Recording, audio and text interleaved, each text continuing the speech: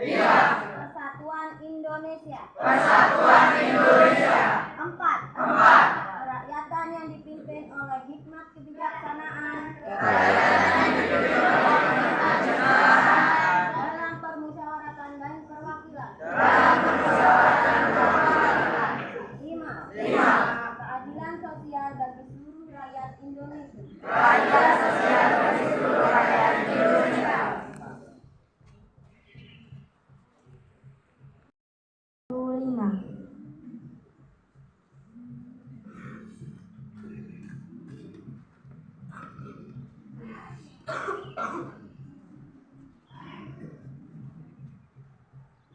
Undang-Undang Dasar Negara Republik Indonesia tahun 1945 membuka bahwa sesungguhnya kemerdekaan itu adalah hak segala bangsa, dan oleh sebab itu maka penjajahan di atas dunia harus dihapuskan karena tidak sesuai dengan kemanusiaan dan keadilan. Dan perjuangan pergerakan kemerdekaan Indonesia telah sampailah kepada saat yang berbahagia dengan selamat sentosa mengantarkan rakyat Indonesia ke depan pintu gerbang kemerdekaan negara Indonesia yang merdeka, bersatu, berdaulat, adil, dan makmur. Atas berkat rahmat Allah yang Maha Kuasa dan dengan didorongkan oleh keinginan luhur supaya berkehidupan kebangsaan yang bebas, maka rakyat Indonesia menyatakan dengan ini kemerdekaannya. Kemudian daripada itu untuk membentuk suatu perintah negara Indonesia yang melindungi segenap bangsa Indonesia dan seluruh tumpah darah Indonesia, dan untuk memajukan kesejahteraan umum, mencerdaskan kehidupan bangsa, dan ikut melaksanakan ketertiban dunia. Dan yang berdasarkan kemerdekaan, perdamaian abadi dan keadilan sosial, maka disusunlah kemerdekaan kebangsaan Indonesia itu dalam satu undang-undang dasar negara Indonesia yang terbentuk dalam satu susunan negara Republik Indonesia yang berkedaulatan rakyat dengan berdasarkan kepada ketuhanan yang Maha Esa, kemanusiaan yang adil dan beradab, persatuan Indonesia, dan kerakyatan yang dipimpin oleh hikmat kebijaksanaan dalam permusyawaratan perwakilan, serta dengan mewujudkan suatu keadilan sosial bagi seluruh rakyat Indonesia.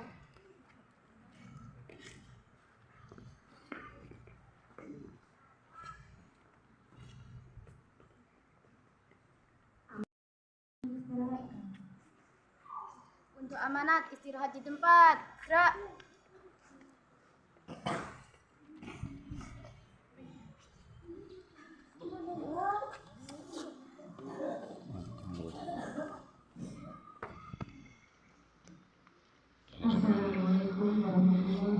Suara.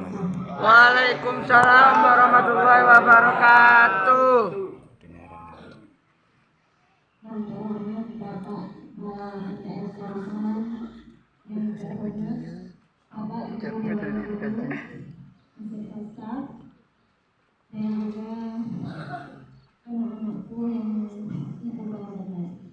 Marilah kita panjatkan puja yang penuh syukur kepada Allah Subhanahu wa Ta'ala karena berkat rahmat dan hidayahnya kita bisa berkumpul di sini dalam keadaan sehat walafiat. Tidak lupa salawat serta salam marilah kita curahkan kepada junjungan besar, junjungan Nabi kita Nabi Muhammad SAW yang telah menjadi suri teladan yang baik bagi kita semua sehingga kita bisa merasakan nikmat Islam dan iman. Yang pertama, saya akan menyampaikan sedikit untuk petugas upacara pada pagi hari ini.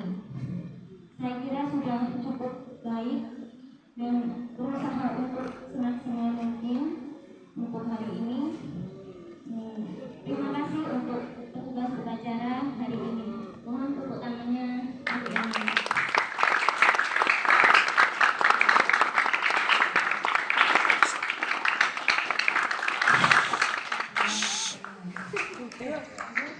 Untuk itu saya harap untuk minggu depan atau minggu seterusnya untuk petugas upacara siapapun yang ditunjuk harus tunduk, karena ini merupakan atau menjadi pengalaman untuk kalian untuk kedepannya.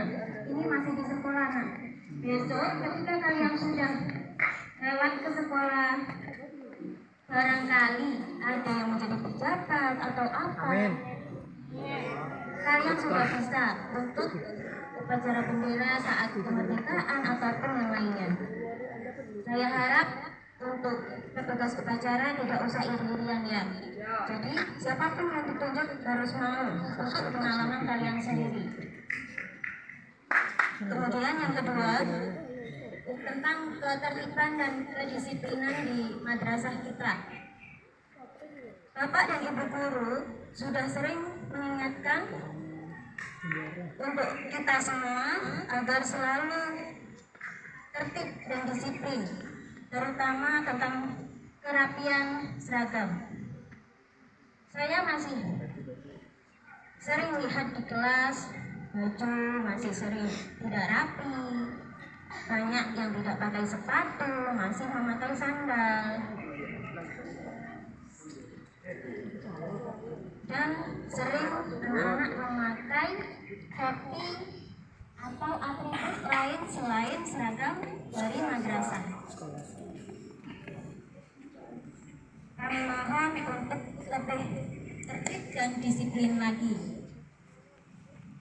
Kemudian yang ketiga, untuk kesempatan ini saya akan memberikan amanat sedikit tentang sopan santun. Sikap sopan santun ini seharusnya sudah kita miliki sejak dini. Karena apa? Manfaatnya banyak. Ketika kita melakukan sopan santun terhadap orang lain, kita juga akan disenangi banyak orang, dihormati, dihargai, dimanapun kita berada. Sikap sopan santun adalah akhlak yang terpuji. Pertanyaannya, di mana dan siapa yang harus kita berlaku sopan dan santun? Dimanapun kita berada, jangan atau tidak usah pandang dulu terhadap siapapun, dan dimanapun kita harus berusaha bersikap sopan dan santun, karena itu baik untuk kalian sendiri, dan kebaikan itu menular. Ketika kita melakukan kebaikan, orang lain pun akan bersikap dan membalas kebaikan kita. Untuk itu kita harus lebih sering belajar tentang sikap dan akhlak. Karena ketika pertama kali seseorang melihat kita, itu yang dilihat adalah akhlak. Akhlak yang baik. Apakah anak ini memiliki akhlak yang baik atau yang buruk? Bukan lulusannya, bukan pangkatnya, bukan jabatannya, ataupun yang lainnya. Oleh karena itu, marilah kita mulai dari hal-hal kecil untuk bersikap baik, sopan dan santun. Bagaimana caranya? Contoh hal kecil, saat bertemu guru, kita menyapa, senyum aja, senyum dan membaca salam. Jika tidak bisa berbahasa Jawa yang halus atau sopan, maka kalian bisa menggunakan bahasa Indonesia yang baik dan benar. Jangan pakai bahasa Jawa yang dianggap seperti temannya sendiri. Itu kurang sopan ya, nak ya. Kemudian hal yang lain yang bisa kita terapkan di lingkungan kita sehari-hari. Ketika ada orang tua duduk-duduk di pinggir jalan atau di mana saja, kita bisa ucapkan kata permisi bu, nuwun sewu bu.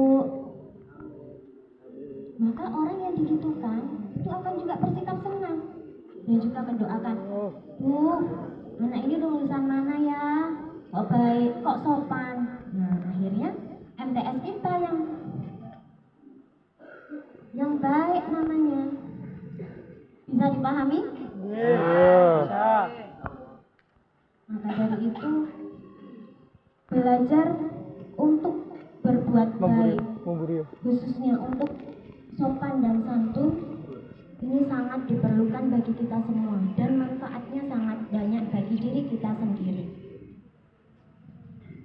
Tugas kalian adalah mulai hari ini, tolong bersikap sopan dan santunlah terhadap orang yang lebih tua, guru, terutama orang tua yang sudah melahirkan kalian di rumah, yang sudah merawat kalian di rumah, dan juga sama teman itu juga harus bersikap sopan dan santun. Karena apa? Itu akan mengurangi pembulian juga di kelas. Ya, kalau kita bisa berkata sopan, lemah lembut terhadap teman, masih menjaga perasaan temannya, maka tidak akan terjadi pertengkaran di dalam kelas. Legowo lah, atau bisa dibicarakan dengan baik. Mungkin itu saja dari saya. Semoga apa yang saya sampaikan bisa bermanfaat dan bisa kalian terapkan dalam kehidupan sehari-hari mulai sekarang. Terima kasih, sekian dari saya. Wabillahi taufiq wal hidayah. Wassalamualaikum warahmatullahi wabarakatuh. Waalaikumsalam warahmatullahi wabarakatuh. Pembacaan doa.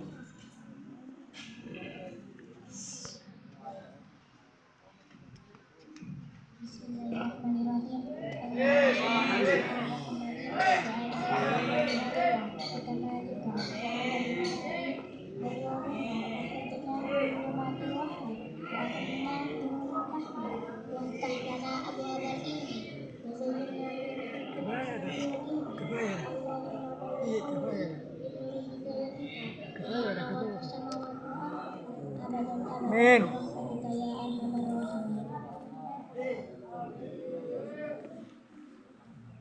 Laporan.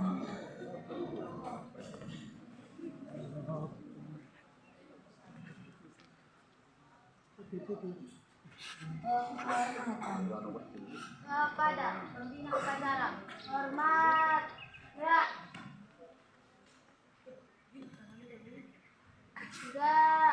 Ya. Pembina upacara meninggalkan lapangan upacara.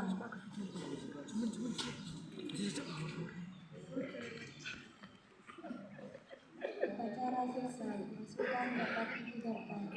Tanpa penghormatan kepada Berhenti dulu.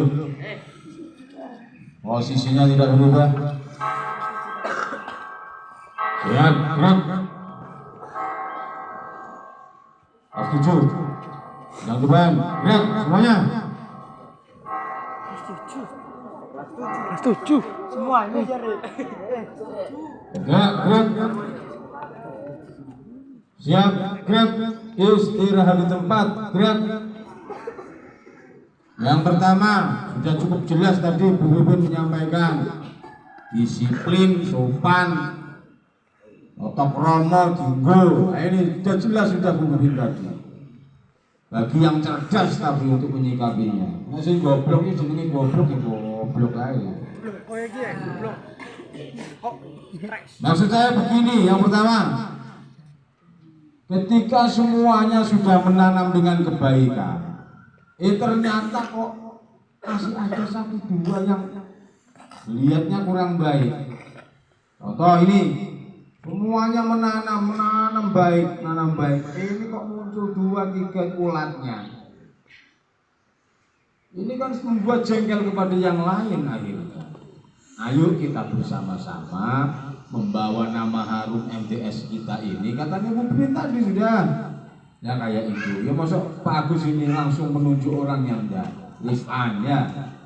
Sudah tahu, di hatinya itu pasti berpikir, saya ini salah, pakai seperti ini, baju seperti ini. Sudah kaset, salah. Apapun alasannya sudah, tetap dia masuk nyelonong blong, duduk, malah ditutupi rapat. Ya mending pakai semen ini. Kan begitu. Dilas ya.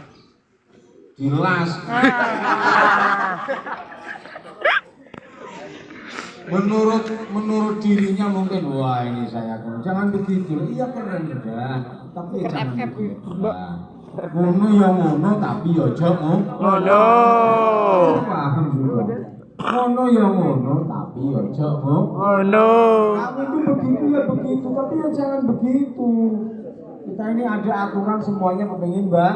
Baik. Ada yang nggak pakai sepatu lain? Ada. Tepuk tangan untuk sepatu.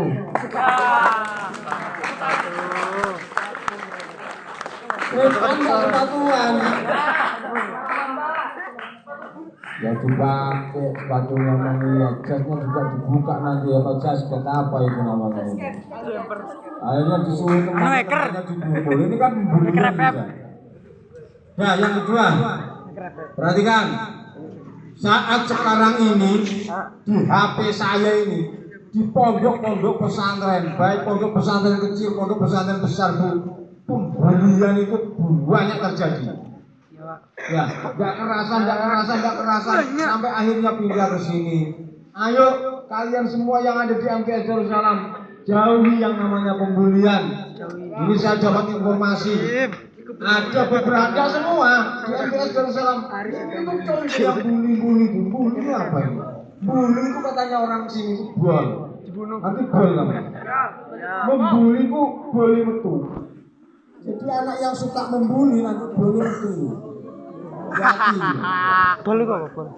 Jangan sekali-kali MTS kita ini jadi yang namanya pembulian. Yang satu majani, yang satu menghina yang satu. Cukup jelas di kitab ini Sulamut Taubik itu. Tidak boleh ya membuli. Waktu Rabi hadza zaman atasahulu. Sungguh banyak saat sekarang ini ya orang yang enteng mau membuli temannya. Hukumnya gimana? Haram. Ya. Nyebut nama temannya dengan nama orang tuanya. Ya. Soleh, Pak. Nah, itu tadi. Boleh. Jadi tolong kita sebelum masuk ruangan kelas buka itu. Pak Yoga, segera Pak. Yoga semuanya siap, Pak. Buka penangannya, ayo, jangan dulu. Ya, saya bu, apa paling semangat? Apa kena? Pak Aswar. Ayo bantu, yang lain sudah siap, Pak. Kon mulai. Bruno. Share lagi. Ini gara-gara Lukman ini. Gara-gara Lukman. Sinematik. Ya, terus. Pasukan saya ambil alih. Bubar, barisan, masuk ruang kelas masing-masing, jalan.